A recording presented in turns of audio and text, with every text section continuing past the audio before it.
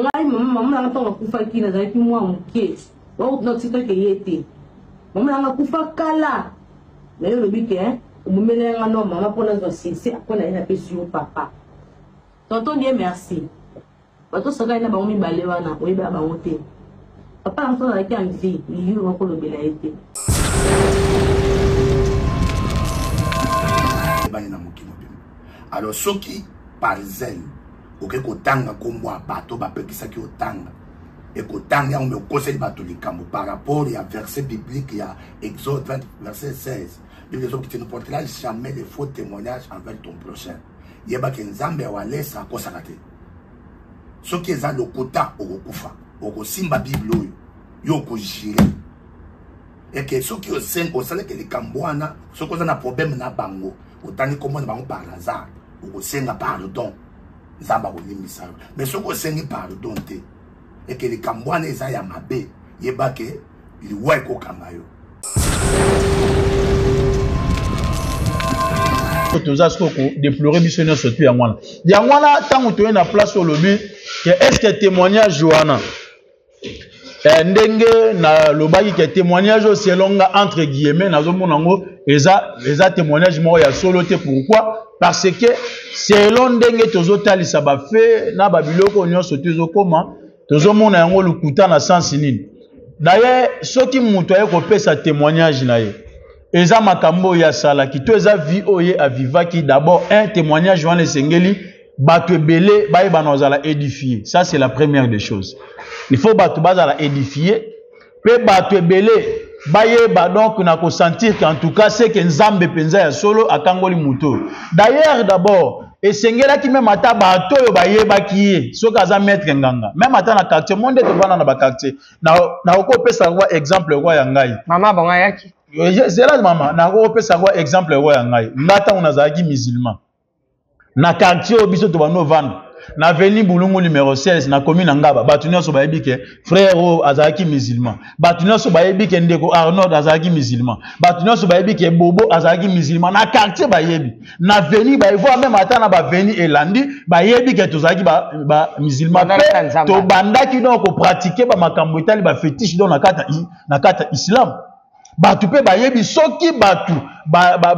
même ata micro balader eleki bazotuna bango ba question ba oloba oui frère toyebaki avant akomano frère azalaki non musulman tala bazalaki donc kosala makambo eboyeboye songolo pakala. C'est de la même façon de sengeli ete témoignage ya ndeko bato bazalaki tout autour na ye na eleki a témoigner maman na ye a témoigner que mwana ne azalaki pena nganga solo asala pe makambo wana solo bon na ebité wana en tout cas Nathalie ngona nuti Nathalie te na place maman na na moni bon Nathalie ngote peut-être na okota lango na mikolo ekuya. Alors témoignage au penze ezopesa gloire to lokume pa na Nzambe esengeli emema batu na kata édification mais esengeli batu ba tirer leçon na kata témoignage wana pe eza témoignage o ekoki jamais ko susciter biloko tozomona lelo bezi tozomona lelo polémique ekoti tout le monde a lelo ke o koto akoti makambo ngo sango soki sango Israël mutombo akoti dossier ngo tout le monde a wana kuna ba tiktokers pe kuna ba comme on dirait que moi donc ni mo beza créé wana donc base moko eza créé polémique moko eza créé oyo batu ba komi ko swanela na eloko yo mutu a témoigner ki soki ezaki makambo solo c'est que sengela ki ba se limiter quelque part donc mutu amemi biso na kata biloko nyonso tout ngai na ozala clair pour vous dire que c'est les pasteurs. C'est les pasteurs ou ça n'aime ta même mission na kata.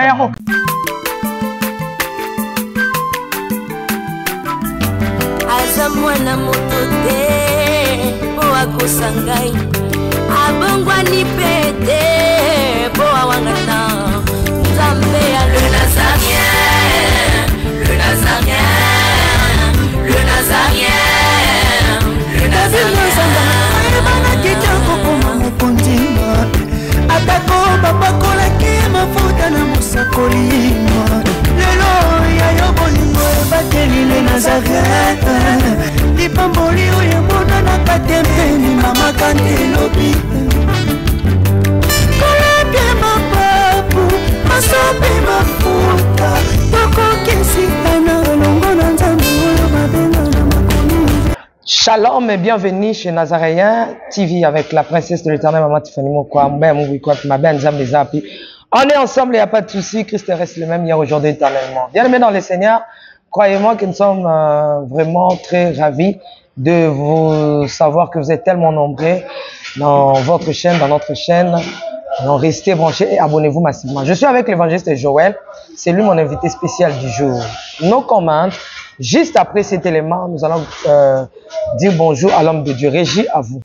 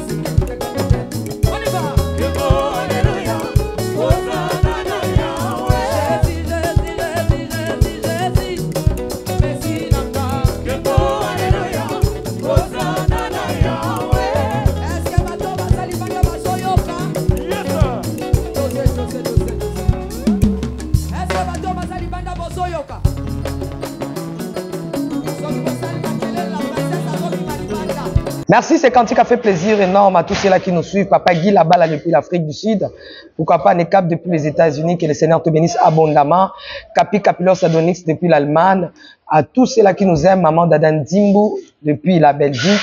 Que le Seigneur vous bénisse abondamment. Sans plus tarder, comme je disais, je suis avec l'évangéliste Joël. Shalom. Shalom, la princesse de l'éternel. Bonne santé. Oui, santé physique, nous surtout. Qui m'a vraiment donné Angola Nzambe. Pesa na bana na Nzambe bakulanda yo mbote. OK, na pesi mbote na ba fidèles téléspectateurs nyo surtout ba o bolingaka ya bino l'évangéliste Joël Kumaba depuis Congo Kinshasa. Be ba bino nyo surtout bolingaka kotala vraiment votre chaîne les Nazaréens ou pesa bino ba actualité et pesa bino vraiment ba prédication, ba émission et ba témoignage et tout comme ça. Que le Seigneur vous bénisse et je vous aime tant. Merci beaucoup, l'homme de Dieu. J'ai cherché l'église, je l'ai trouvé dans le monde. Le monde à l'église, chanté par le pasteur Goïmosoko Patrice. C'est ce qui se passe actuellement. Mais à Yembango déjà depuis Kana. Vraiment, par rapport, il y a témoignage. Témoignage, c'est Zali, oh, et puis ça gloire. D'ailleurs, bino mou basé en donc, miracle par excellence, c'est Zali, moto bongola, motema. Mais miracle, oh yo yo, et côté ici, batu na boule, et qui n'a pas sur bien. Donc, batu bakoti na kata ko swana, ba jeton ko fingana, batu TikTok contre YouTube, batu YouTube contre TikTok, ba musicien, ba kochango, ba porte-parole, ba chroniqueur. Donc, moutou sozo ko wele lango, est-ce que Zali, moudam to, comment on a buzzé, na kati kuna papa wale ça. ya ye nini muna mtawa luka pe ka na kati actualité wana ye pas diembe est-ce que par ya papa Walesa ekokozala parce que ya yaki kaka na témoignage ezali lokumu mpo na nzambe disons pardon à vous la parole ngai mama na ntonga kufa kina zaki mwa muke wa no tito ke yete mama na kufa kala na yo lobike umumele nga no mama pona zo sisi akona ina pesi yo papa tonton die merci bato saka ina ba mi bale wana oyeba ba ngote papa na mtona yaki anvi yiyo wako lobela ete abaki mobali makasi ebe kubeta likofi mama na nga so zaki anvi papa ngoma ke bango respect oyo make bango respecter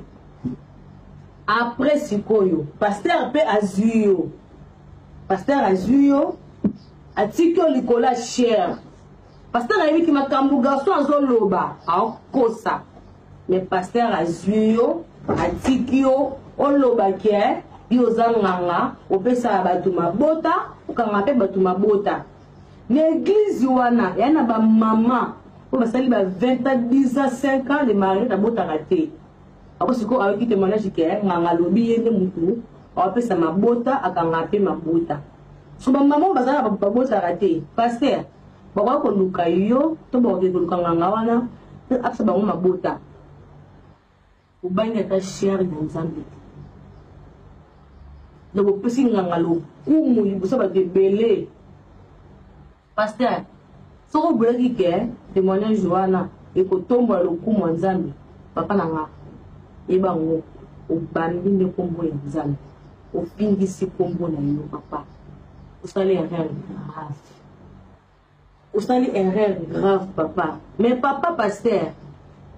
avec beaucoup de respect papa nana likambo na ote peut-être nganga wana ndayelaki papa peut-être nganga wana mko ay ko luka yo papa sa o témoignage yo yebi na ote papa yebi tsana yebi so moni nzambe na yo sambela kasoka za ya solo akofuta nganga wana po moni sono yo lingo pe frère Dieu merci to bengi yo awa bona tokoka kosilisa spéculation oyo eza na kati ya ba réseaux sociaux. Il est vrai que Moussa est ensemble, le pasteur Walesa. Okotanaki na ye, oexplikaki, otangaki ba kombo ba ndenge na ndenge, ba généraux, ba pasteur. Mais apekisaki yo, okoka kotanga kombo ya moto na kati ya témoignage. Mais yo ke kosala live na yo par zel. Otangi kombo ya ba TikToker. Ba tuana balela ka musala wana. Musala wana balesa ka ba famille na bango. Na musala wana ndango de pe bango ba yebani na mokino bino. Alors soki par zel oke kotanga kombo abato bapekisaki otanga et kotanga on me conseille bato likambo par rapport à verset biblique il y a Exode 20 verset 16 Bible dit que tu ne porteras jamais de faux témoignages envers ton prochain yeba ke nzambe walesa kosaka te soki eza lokota okokufa okosimba bible oyo yo okojire et que soki osala ke likambo wana soki oza na problème na bango otangi kombo na bango par hasard okosenga pardon nzamba kolimisa mais soko osengi pardon te et que likambo wana eza ya mabe yeba ke liwa ekokanga yo alors yo moko ozala conscient na makambo na yo oyebisa biso au juste qu'est-ce qu'il y a yi oloba na biso lelo awawa toza liboso ya nzambe pe toza na kati église place au témoignage que si c'était le mensonge c'est le moment où on se repentir, où on se pardon. Voilà, Bible yangoyo, ozo fokama pona oyeba ko déclarer la vérité sur la Bible. Ou parce que comme la vérité ya nzambe yangoyo. Ya liboso bazo sambela nanu. Merci Seigneur Jésus, na pesi le kumu koza nzambe na bikamo. Ebele na minute bazo grâce oyo pesina te, ebele na minute oyo baza na bopito, baza na bisika bipai ya mabe. Mais nzambe na ko peso merci tika to benga pembeni na pona eba kosalela yo na oyo ngana zalaki mutu ya mabe yo benga pembeni na bondelo na komisio pe mokonzi pe mobikisa lola merci Seigneur Jésus amen. Bana nzambe zalinga frère Dieu merci na ye kokumisa monene nzambe oyo asalinga na kati ya nzambe ya pasteur Walesa Kabundu Walesa oyo akangolinga na de maki na de chulai tu benga bango baya na toilette na kotika na appartement na wana na toilette na kiv na fungolo yango ale na bengimba mo esprit ba wana bi bon oyo eza mwana bino nde apesaki sacrifice oyo botya ekimia mpo eza soni na bino ntango mokili bazotelemela balakisa misapi ezala soni na bino etaki nga représentant na bino nasengi azala na kimia esprit wana bokanga ngo nde bayebisi nga azwa bouteille ya parfum na oyo asalelaka nde aye na bouteille ya parfum na temple ntango akomi nango baesprit bayebisi nga bwaka ngo na kati ya kivi ekende na bwaki bouteille ya parfum apo babengi bayebisi atanga akomba papa bango 3 fois na kivi na ndako na ye atangi 3 fois esprit papa bango eye bakangi na molangi bayebisi tobima na biso bakangi déjà do moni ntango bakangi yango tobimi topesi programme na baréseaux sociaux na bacommuniqué non matanga papa eza na jour intel après nga nazongi ndako nalali baesprit babisi nga père wana bato bawaya te mbula ebeta na dei na ye bokunda ye na bato moke toke morgue tokoma morgue mbula ebandi mbula na koti na kati ya cinquantenaire c'est la première fois wana namona modèle ya moto sacrifié na niveau wana mbula ebeta mbula ebeti moye kutoka ngo eza te nabenga baesprit bawaya te nasala baorépondre nga te ngabi oyo sokomi résistance retour eyelanga natika navandi na ngai tosali makambo tu ebembe bimi toke nango mbula ti tokomi nango na salle mbula yo siko bimaki na famille wana lokola nani non nazaki ka luka camarade na ye nalingai non na se présenter lokola non au maître nazaka luka camarade na ye osala makambo nyonso naosala makambo nyonso zoka nde yo moto boboma epi olakisika photo ya papa wana aza na mwana moke azalaki mwana moke c'est un jeune garçon voilà jeune garçon na âge nga aza na 35 aya kozala moko na ngai ya mingi te voilà nde omoni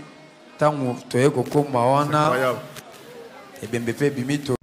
Hey guys, j'espère que vous allez bien. Voilà, donc vie ma camion sur internet nganga si nganga ça pasteur si pasteur ça n'est la vraie version nganga yo kuto milongo la place où bitumbo za niveau noti ile moi c'est cette terme bola milongo la guerre yo eza yanga na pasteur sikoyo pasteur tema kokobeta na pikente akekuzwa soit disant nganga garçon naza kutunganga ti muswamba na musinda ata nganga pasteur ebozwaye poko tsaka pito pala ko tsa trouble akotsa bakomba bana batu ke balie ba papa na bango ke basali boyo koko tsa zizani koko tsa trouble na katsa bana batu et puis pasteur kwa mtema mabeyo pa pasteur ma chérie frère kwa mtema et tant que pasteur yo moko yo pasteur utaka nango bonde ko beta kita kana ndo betongo pe bien eloko sala ko ma pasteur ti lelo oyi beglise bato ko beta kita ezala kita kana ndo betongo zoki ki se panganga okene panganga alors et puis pasteur afandi pe en église afandi tala babola papa na ba ototeka ba mai ba mama na ba ototeka ba makala ba tekisu ba nini ba zimbo na manga basi ba ifana sa moi na kati église o ba yo ka témoignage oyo pasteur va permettre mutalo make fille moko boale ki papa na ba mais franchement naza choqué non il bato où va le monde ba église à Congo bongo sala biso nini comment pasteur a kondimisa bato ke nganga za na pouvoir ya kolia mutu mais ça bino sko po nini pasteur a osa makamnya surtout cible pasteur nganga na pasteur pasteur oyo tonga na beli na sala 12 ans na malade na sala témoignage avant na côté hôpital pasteur ba contactanga ina bana na ina sala publicité ya nzimbo ba pesanga bana sona yemi nzimbo de mana fo et consoler bato faut pas pour la bato nzimbo cartona ba ya futanga mbongo la sala sona bango ezwa qui n'a pas plus de 100 cas d'utilisateurs ba c'est là vu que nena ya internet bon on doit payer la bien sûr ne ba doit funga likole pour la likole moko za makamba silo ko bana carte na biso ba ya kana ngo ba yebi ke na bela likole pasteur abando yo kana benganga o sœur Maria do saïd nzimbo bozui pour moi peut-être que ça na grâce il y a tout travailler ensemble na comprendre nous travailler ensemble na comme prophétesse na comme secrétaire na ko travailler ensemble na pasteur on travailler ensemble genre que on le banabatu et likolo na yo wana ezaki bandoki nde bachaki banzungu na bana kati kuna pasteur ya nzambe kingandi mutu abikisi na mona nka bajina ba non pasteur na kosa makambo wana ilika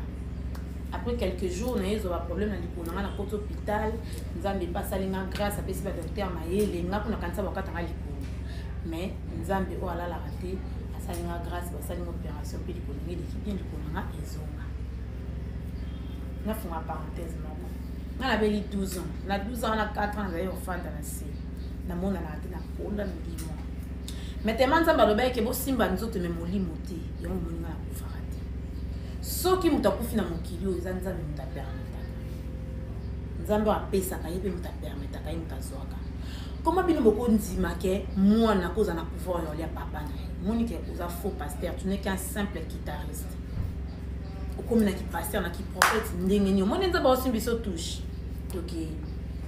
sikoyo ale wana partir ni leka na boya na ngana bana témoigner na ngate na oza gloire na ngate tant na bino hôpital na témoigner na internet pasteur abenga ngo ya ko sa témoignage na église le banzambe na ngam tasali bonga bina partager gloire ya 12 ans de souffrance tena bata mokili eza gloire à nzambe faut ba yeba ke soko beli eza normal eza loi nature sambe dans nzambe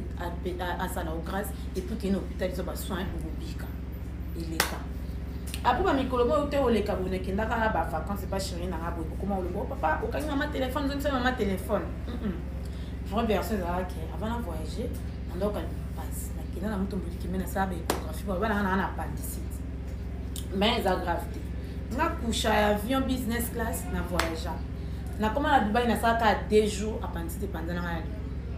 na zonga pe na ambulance liwa abo mo nzambe kana maone le kwa linga mingi na ya na kota hôpital piranga ngaza sikatasa katikata parce que appendicite pendant na basanga la parole bayebi bafumula basukoli bumu na basala ke na zonga na bombo pendant tout ce temps là avec na contact na bana passer tout sur la part normal ka entre la jeune il ça mon père dans un hôpital et tout pasteur a ils ont à l'issue au c'est en Maria le rôle à opérer opération de réussir il y a qu'à tout travailler pour ça témoignage dans l'église que les acquis dans ma appendicite des acquis votre réseau ba jaloux de bon la vie nous mata ba tchako le monde pour ba mayo et heureusement nzambe nanga asali ko bika nga tali bona espace mon ngana na zabo na panneau publicitaire à oula manzambe vie na ngeza veri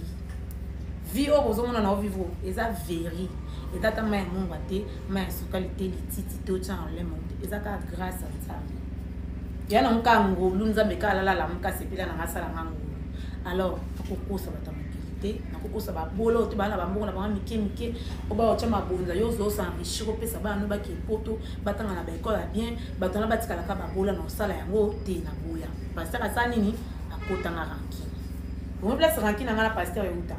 siko alinka ka apesa lisolo elenge apesa scénario elenge azi bana bata koti si bango pasteur asali confusion na kati bana bata créer division créer une confusion bana bata bakomi ko swana ye tata mukolo guitariste afandi siko atikali papa oza champion ba faux témoignage te bat baleki na ba faux témoignage place basuka luka otuna même si ba sait que ça bibembe yo non ça scène biotique on sait que c'est bibembe mais bat basala ba scène on sait que ça bibembe mukilipe nzimi nzambe temata jalo linga okabola gloire na été abeta ba pasteur na fille nde mona yo nzamba lekso luna na nzila na nga bo batu nyoso futa ba mbongo ba osaba témoignage le puta ba pesa ba vraie version en internet zala branchi po yo le ki pasteur ya rando e témoignage te eza ki bonzambe te eza rando ndo le ki na internet alors yo on a biso pasteur ma chérie mon frère makamanga na lobiawa ce que dans le putain les cas na chaîne na chair na yo kuna ce qui cher ce qui cercueil ce qui tombeau mata le koloba na parce que moi na on a DS abanganga wana akosi pouvez le contraire que na akosi parce que au contactant na on peut ça témoignage le putain na boya yango zulu komi ko lelisa bana batu au comment le code détruire ba réputation bana batu il y a ko détruire yanga mtu za bana na compte à rendre comme ça nzamba ko telima akola kisana mokili comme oza faux ce qui prophète ce qui pasteur ponga na ebelo na guitariste na bita guitare na kananga na kosi nzamba ko telema koloba papa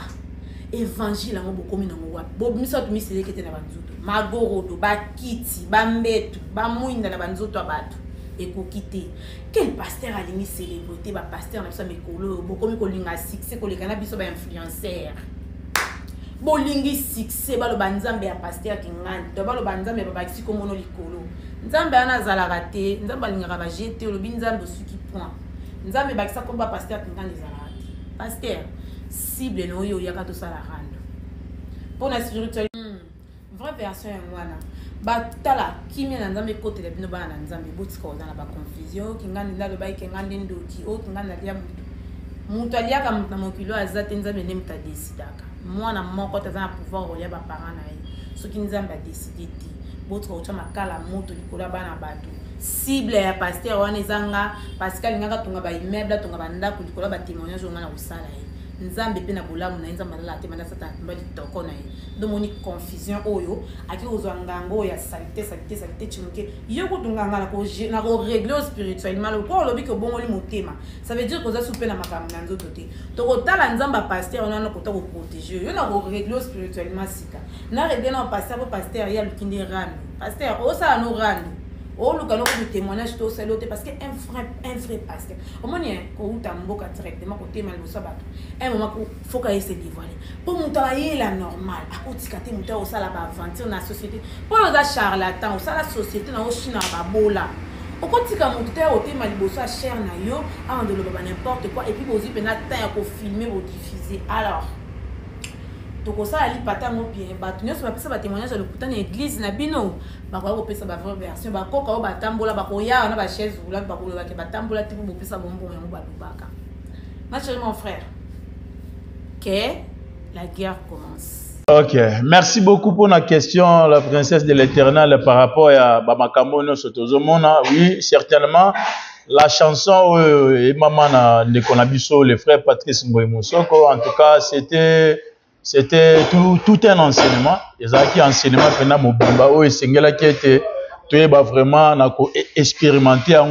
vivre dans la réalité, dans le moment où donc Tozali. Yango lelo tozomona la sous-différence eza penza société entre mokili na église parce que makambo ezo salema tozoyeba te totia église na position nini pe tozwa ba profane totia ba na position nini.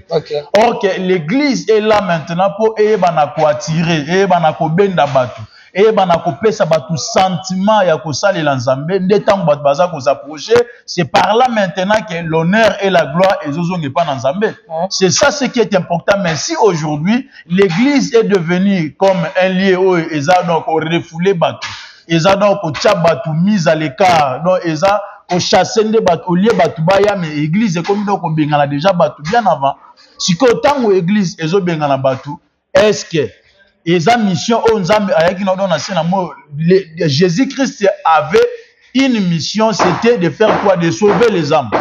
Pour être âme base à la sauver, va parvenir à la connaissance et la vérité, afin que va être la vérité, le royaume de cieux. Les missions collées sur Ayaki na yango yangwana, peut apôtre va continuer toujours la même chose de prêcher la bonne nouvelle, afin que batubaya yango okokendo mona ke tango ba apôtre ba silisi na kata magamutali Pentecôte. Les pierres Azoeba na côté, Azoeba na ko prêcher selon Actes des Apôtres chapitre 2 verset 37 voire même jusqu'à 40. Les Pierre Azo prêcher balobi batu bazala qui persuadé na discours oyo Pierre ateyaki. Oh mon frère pe batuni, que devons-nous faire? Pe batuni Pierre mutuna, to sala nini? Pierre aesi bango, il faut que chacun de vous soit baptisé pour la rémission de vos péchés et vous recevrez les dons du Saint-Esprit. C'est ça la mission qu'a l'Église sur cette terre, c'est lui de faire quoi? De gagner les âmes à Dieu pour que ces âmes-là puissent hériter le royaume des cieux. Mais aujourd'hui, maintenant, nous voyons la différence. C'est comme si au lieu de mon église est ben d'abatu, mais l'église n'est comme on peut s'abattre dégoût. Dégoût, il y a des questions par rapport à la réalité, tout le monde a le TikTok. Ba réseaux sociaux côté YouTube, côté réseaux sociaux TikTok, côté Facebook, ne eza esiko maintenant basali na nzambe na ba paende ba komino ko sangana sikopo ba yeba na ko pesa ba honneur et pas na bango moko et non et pas na nzambe. Dans quel sens? Tout miracle au nyonso tout même ata Jésus-Christ asala ezalaka po lokumu ezonge pa na nzambe. Pour batupe musuba bongo la mité. Mais ça miracle musu yeso sale mais mape bulu yeka. Bon, ba miracle non, le problème c'est quoi? Ba miracle musu yeso sala. Et pesa bulu yeke me batu simana yango bayaka toujours donc ozonga dans la raison pour dire qu'en tout cas oui Jésus-Christ avait maintenant Nzambe pe yende mutasali bibloza miracle moko authentique et puis c'est fini, c'était comme ça. So otali même ata bateau batelemela Bartimée o abikaka Bartimée amoni batunye nana ngonde mutabikisi apesi d'exemple babia mutala za mabi azala soki nana za nani je m'en fous na la scène nabiki. Et par après il y avait encore des gens au bakroyaki na makambo et salamaki et pas na Bartimée parce que bayebi azalaki aveugle vie mobimba mutu wana nyokoma. Et il y a aussi quelque chose Jésus-Christ pendant qu'il abondela zo pour aveugle mutusu ne batu batune babi est-ce que moi na mobalo a péché asumu ki habité miracle ezapo esanini ezongisa lokumu epa na nzambe. Donc ezate ke moto a péché ni ses parents ni moto asumu ki me makambo ekosale mezapo lokumu esanani ezongi epa na nzambe. Sur le plan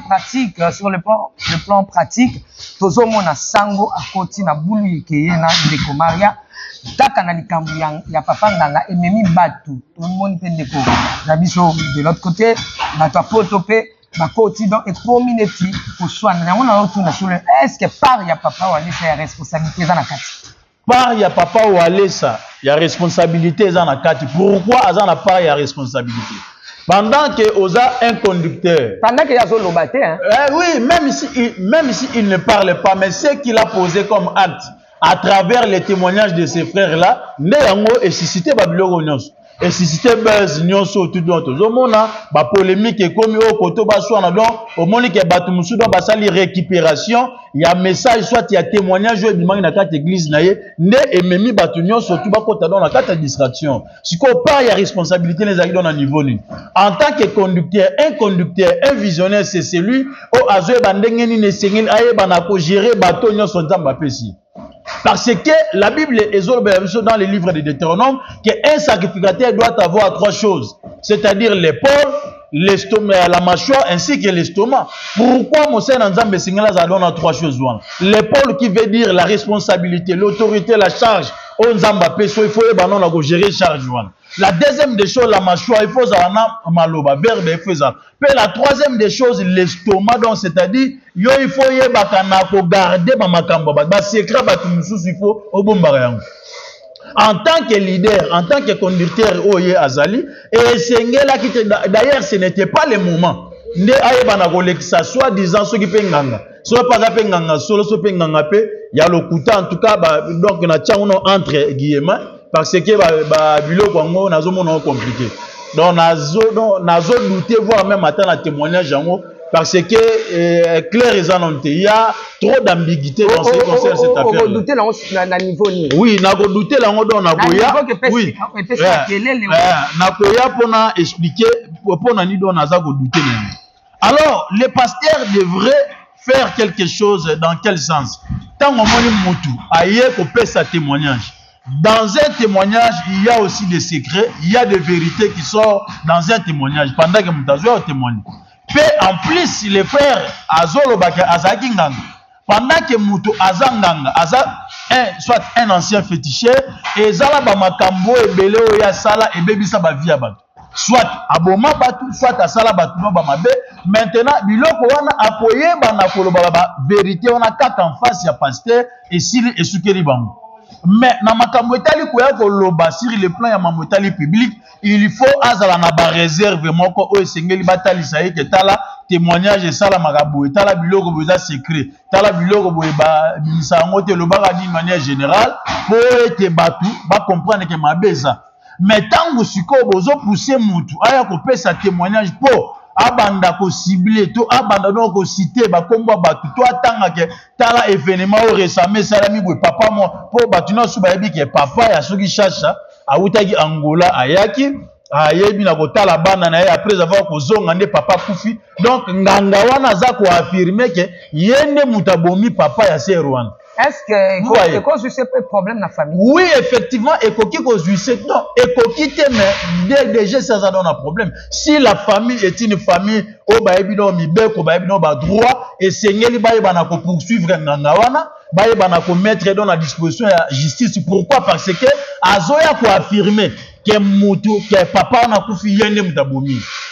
pendant qu'il y a pour affirmer la spiritualité. Non, le problème c'est quoi? Makambo est spirituel et Sengel est limité pour un niveau où est spirituel. Dans quel sens? Tant qu'on témoigner qui va vérité, on est Sengel est sûr entre eux na pasteur. Point bas. Mais Sengel qui était aya kopé ça ba feu nino ya pesi. Alobeli na papa ndenge auti ngola batunyo su ba yebi ke papa uta ngola ye. Après 4 jours papa zongi akufi. Batunyo surtout ba yebi ngo za bongo histoire ya mwana. Siko tango famille wana ba omona biloko ya bongo baza na droit na bango ya ko porter ndeko plainte ba kende ko samba akende ko samba. D'ailleurs en droit il y a une infraction au balobela en droit, on appelle ça la préméditation. La préméditation, donc, c'est-à-dire préméditer le mal contre quelqu'un, soit contre une personne. Pendant que Oyebi Sigara Moutou, yo nakola kisayo. Vous voyez un peu. Olobi, yo nakola kisayo, ngana yo tokotala. Vous comprenez? Olobi, ngana yo tokotala.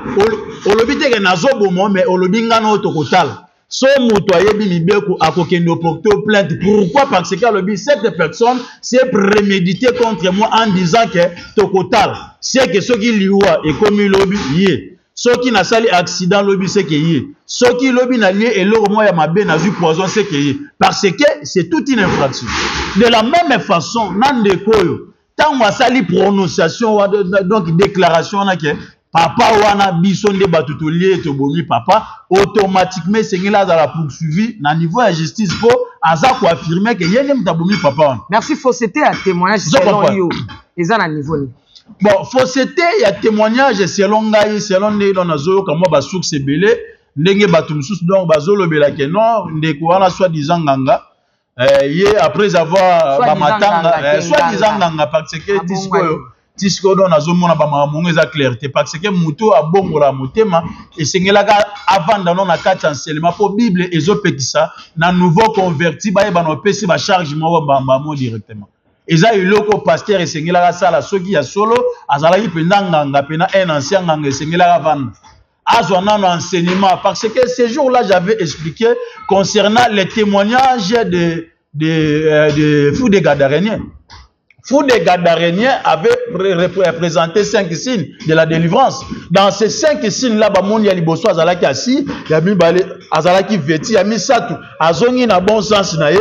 Puis il y a 4 à 5 restés avec lui, donc c'est-à-dire avec Christ. Puis 5e des choses, c'était la publication. D'ailleurs, ceux qui m'ont choisi témoignage, après ce témoignage naye, après avoir coupé sa témoignage, et Sengeli Moutouana le Kanaka va faire émissement. Allez kanakati enseignement. Allez kanakati ya babiloko ebelo ekoko misaye makasi o ekopese connaissance aye bandenge ni Seigneur a classé témoignage na ye po e bano beta bakama bakute.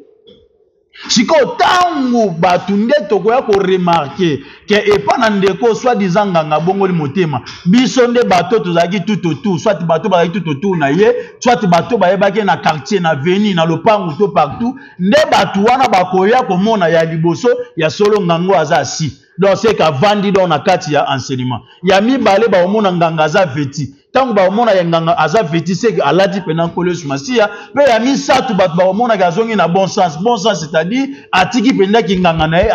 akomiro ko sala pendant nzambe dans la vie na. Vous voyez un peu mais eza eloko bato esengela ki ete baye ba vraiment na ko constater et pas na ndeko wana bazo ba soit disant nganga mais pendant que nganga azuna nous tenter ya kozala enseigner pendant que nganga azuna tenter ya kozala affermi sikoyo ayembala moko directement pour abanda kopesa témoignage na ye alobela pona ba makambo etali soki ndenge ni nango tiktokers itel yende alie papa nga kutunde naza auteur ya mambo liwa ya papa wana automatiquement Monsieur oyo bazobenga soki pe nganga soki pa nganga soso pe nganga ndenge nini mbala moko eloko ya apposer le coup la acte ce n'est pas normal automatiquement famille bakoki plan ko poursuivre bafunda ye même ata dans la justice pour ete ayebana kosamba parce que cas ya meurtre quand bien même ata kango ezalaki même ata na niveau spirituel que ce soit na niveau physique mais pendant que le monsieur azoyebana ko affirmer ye moko que papa na kufi ngai nde mutu na sala ekisi po papa na kufa automatiquement ça devient une infraction. Donc bandeko baza na droit ya kokende ko porter ndeko wana plainte po ete ayeba na kofuta o azaki ndeko na bango sati papa wana parce que c'est lui qui affirme, c'est lui qui a coupé sa témoignage en citant, voire même les noms et tout consort. Donc ce n'est pas normal, Babilo Kouana, surtout donc tant que Zomono et ça la passe makasi. Église ndeze esika oyo esengele te batubaya ba témoigner pour te batali sa grandeur ya Nzambe na ndenge ya solo mais tango ba fausseté koti na kati des places toza soko déplorer missionnaire surtout ya ngwana tango to na place au lobby que est-ce que témoignage Joana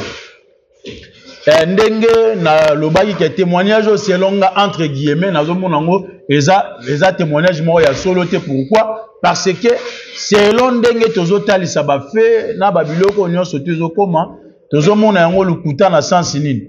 d'ailleurs soki mutu aye kopesa témoignage na ye eza makambo ya sala ki to eza vie oye avivaki d'abord un témoignage wana esengeli bato ebele bayeba na ozala édifier ça c'est la première des choses il faut bato bazala édifier pe bato ebele bayeba donc na ko sentir qu'en tout cas c'est que Nzambe penza ya solo akangoli muto d'ailleurs d'abord esengela ki même ata bato yo bayeba ki soki aza maître nganga même ata na quartier monde to bana na ba quartier na ko pesa kwa exemple kwa ya ngai mama bonga yaki c'est là maman na ko pesa kwa exemple kwa ya ngai ngata unazaki musulman na quartier obiso to bano vendre na veni bulungu numéro 16 na commune ngaba batu nyonso bayebi ke frère azaki musulman batu nyonso bayebi ke ndeko Arnold azaki musulman batu nyonso bayebi ke Bobo azaki musulman na quartier bayebi na veni bayevo même ata na ba veni elandi bayebi ke tozaki ba musulman to bandaki donc ko pratiquer ba makambo etali ba fétiche donc na kata islam batu pe bayebi soki batu même ata micro baladeur et l'équipe bazo tuna ba question ba oloba oui frère to yebaki avant a comment frère azaki non musulman tala bazaki donc ça makambo ebobo songolo pakala c'est de la même façon de sengeli et témoignage ndeko bato bazaki tout autour na ye na leki a témoigner maman na ye a témoigner que mwana ne azaki pena nganga solo asala pe makambo na solo bon na ebité wana en tout cas Natalia ngona nuti Natalité na place maman na na moni bon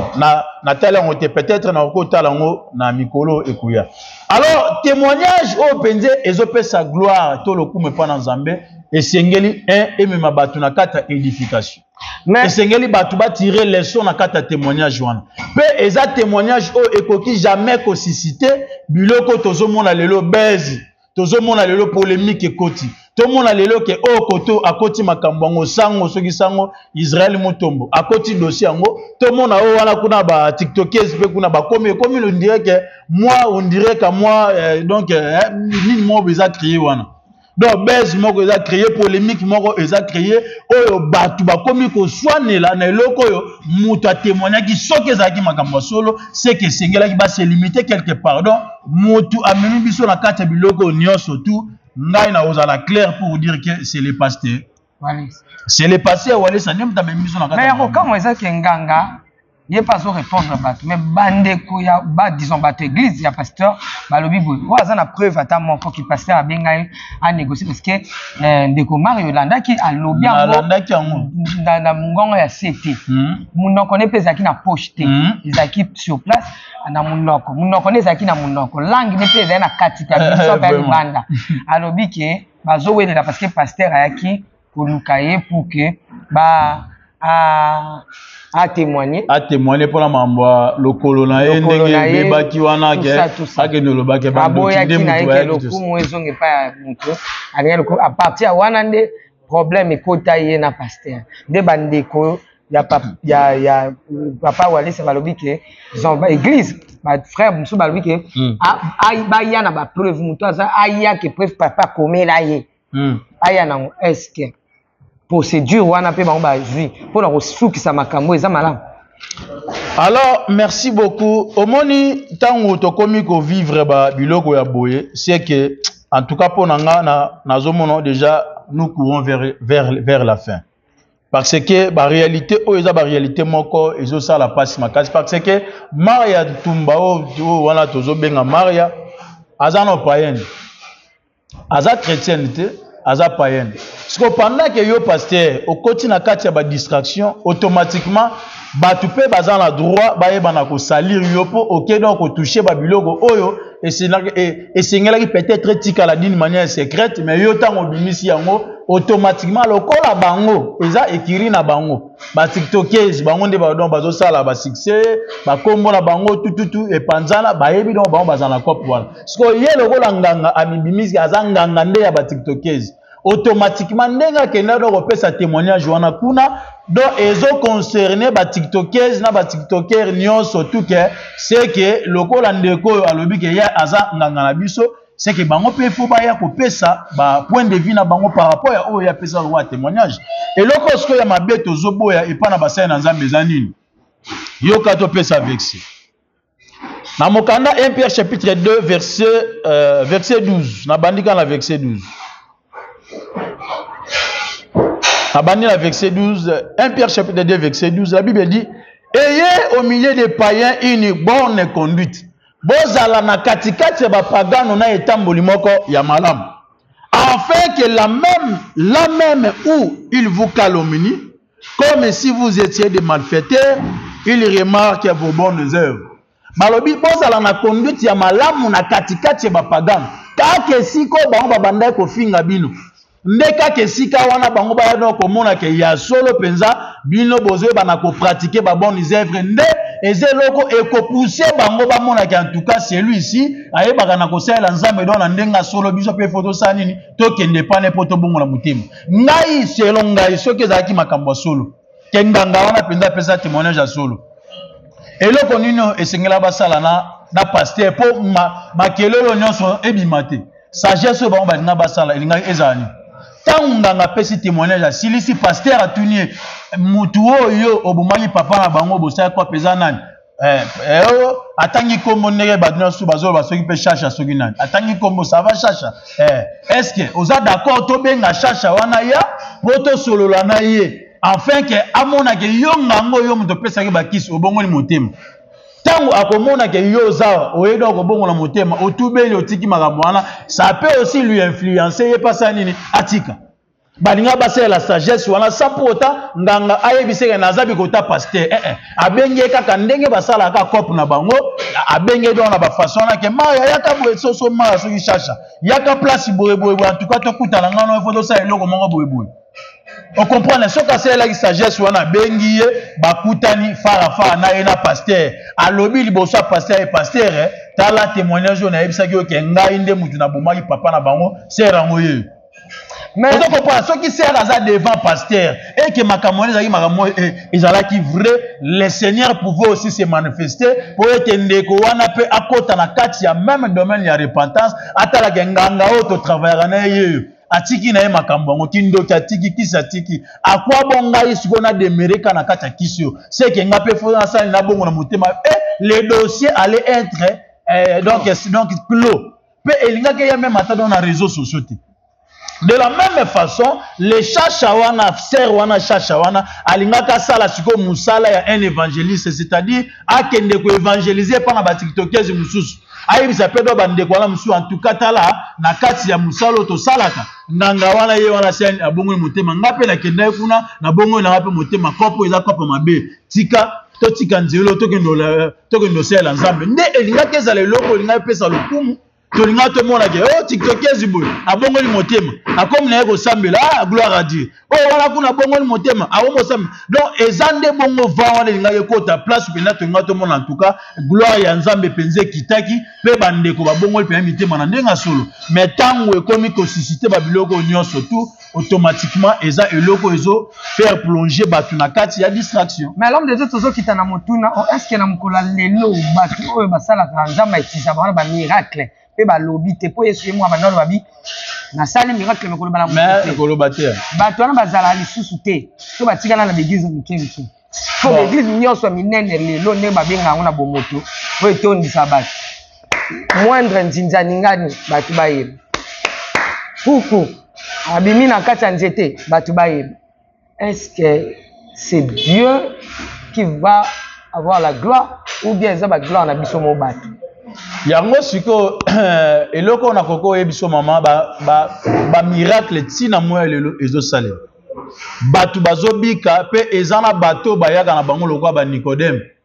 aye na ya témoigner na ndenge ya kobatama basololi pe na pasteur ayebisi pasteur ngana dans la posa na leka na télévision te na lingaka vraiment ko leka te na ba télévision pona ba noloba aboyi na ye bazali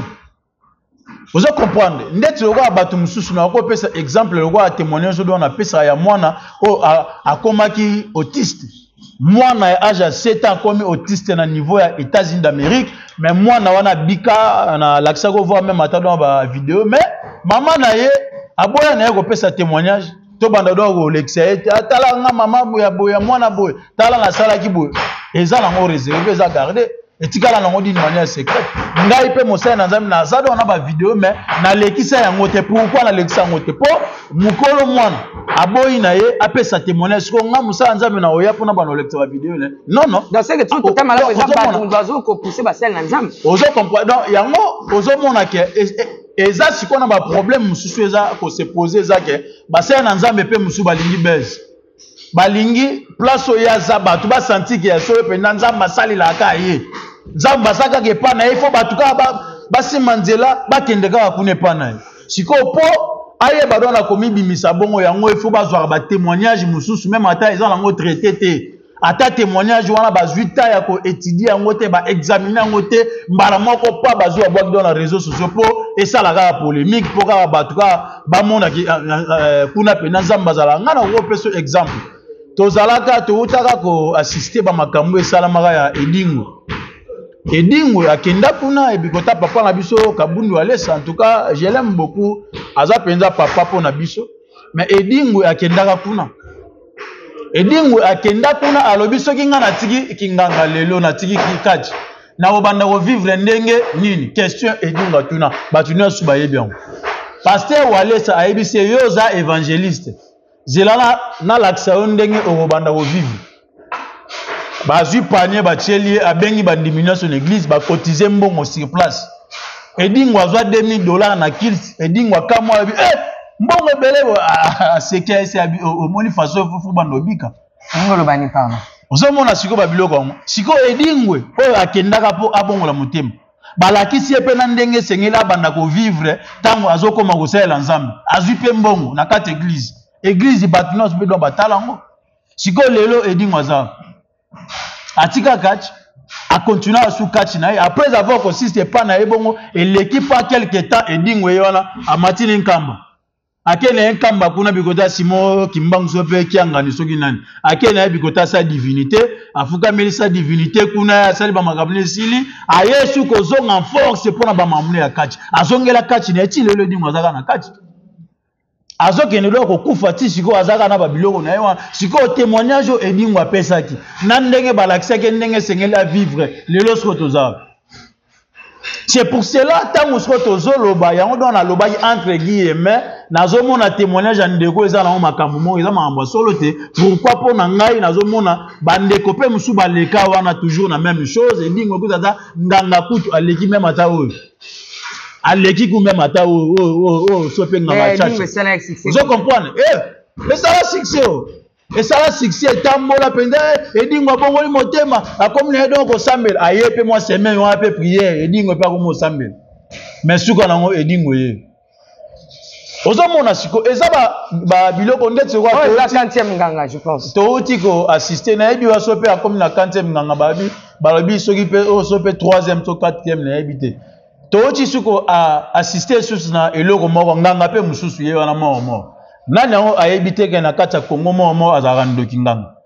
asala kisi abale asala kisi abato belé ba politicien tout nani yango ayebi yango te mais ye wana kaka notre papa abengi lisusu mo na lancer défi mo ya ngana etobele la nzambe yepe abele ya satana comme ça total est-ce que biloko wana ba spectacle wana désolant est-ce que tout ça nango posa. Merci beaucoup, l'homme de Dieu. Est-ce que Nzambe est incapable de faire mwalim? Il y a islam, au thème. Que tout le monde appelle mwalim, mon pasteur, il y a musulman. Au péné témoin, je vous avoue, il y a Robeta Mbatate, donc pasteur, pena, tiki, ni Coran, a tiki pena, nani, comment on appelle ça? Vous venez en mosquée. Aïe, pena, bon, mon thème, po, batu, pena, théo, penza, nos débats. Ok, merci beaucoup. Au question, est-ce que pasteur walesa akoki pe ko bongo esape bato ba bongo mitema tututu ndenge olobi na pesi verset totangi verset na mokanda Actes des Apôtres chapitre 2 totangi na verset na yango totangi bana la verset to bani bana la verset 39 pour bato bazwa lumière parafé s'il vous plaît bon soki na bido na parafé Bible ezoloba bo Jésus selon ba apôtre tant bazo que nos sala musala ya ko évangéliser bazoteya bato sur la repentance la parole ezaki prêcher pe bato bazaki persuader. La Bible dit Dieu ajouta le nombre de ceux qui étaient sauvés dans l'église. Donc c'est pour dire que mutu pa bongo la motema et dépendre na pasteur. Moi le pasteur que je suis, je n'ai aucun pouvoir. Nazata na nguya moko te ya kokendo mema mutu na kata repentance. Moto a touché le cœur et les reins de tout et chacun c'est Dieu. C'est le Saint-Esprit qui n'a ko touché batu a décidé que moto esengela bongo la motema.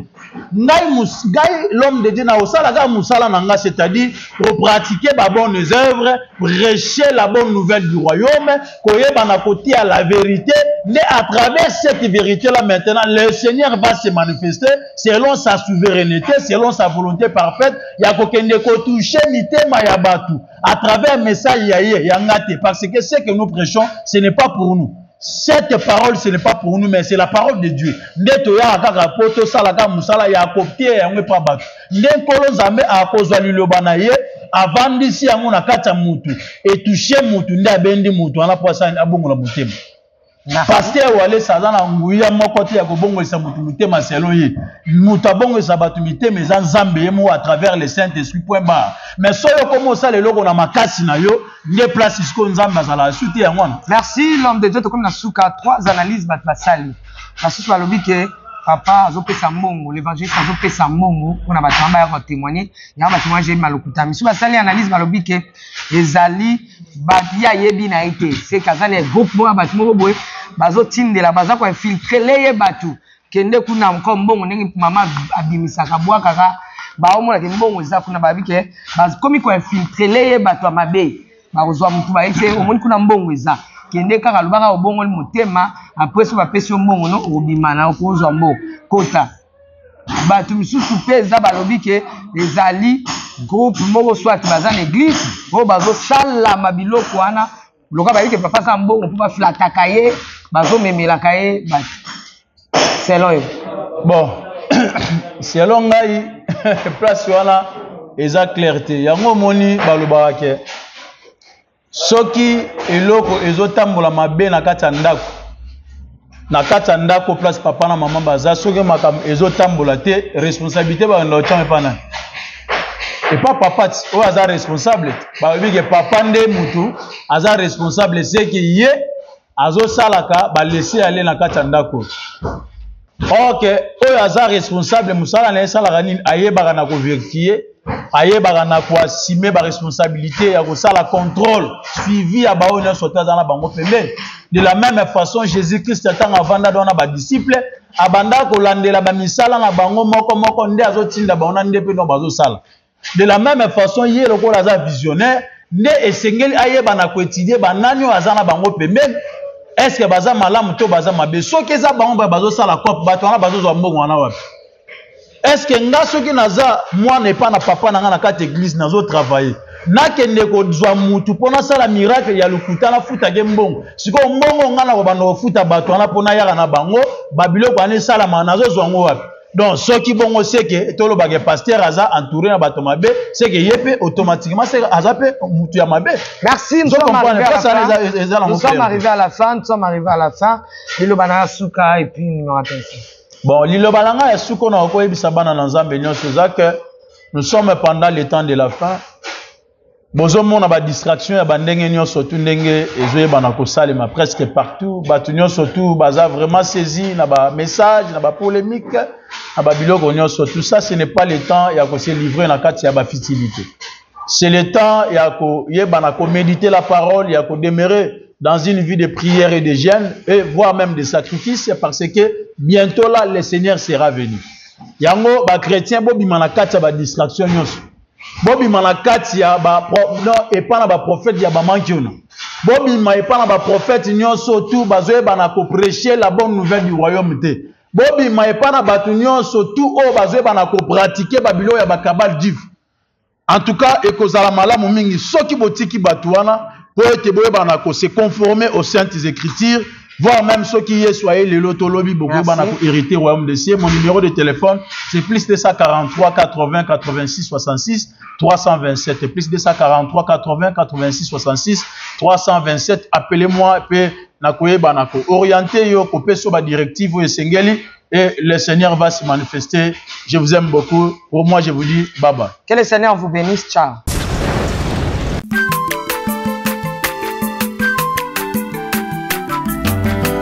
Mwana moto te po akosangai abongwani